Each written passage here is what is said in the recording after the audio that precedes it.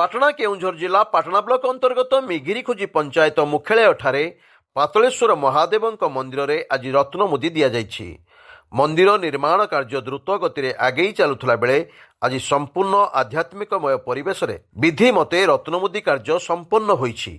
प्रभातरू महिला माने बैतणी 108 कलश सह शोभायात्रा जाई यज्ञ मंडप जाए पहुंची।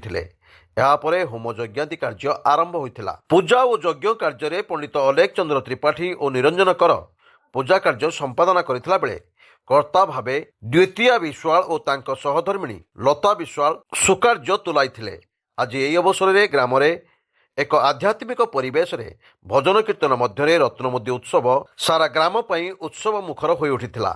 एही रत्नमुदी कार्यक्रम रे स्थानीय अंचल रे हजार हजार श्रद्धालु भिड़ होइथिला।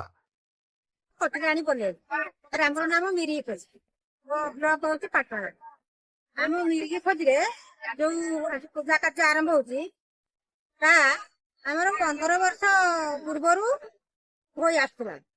किंतु हमर माइनगर विधायक श्रीयुक्त सनातन महाकुड़ंकर अवदान एवं आमर मिरी खोज सरपंच महोदय ग्रामवासी सहयोग क्रमे गत वर्ष मंदिर कार्य आरंभ होई आज तार रत्नमुद मोरा जाइए।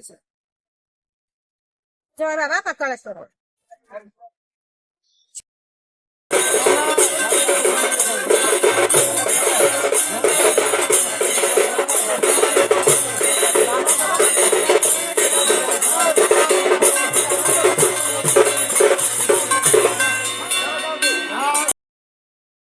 पाटणारू दशरथ बारिकी रिपोर्ट स्वतंत्र लाइव।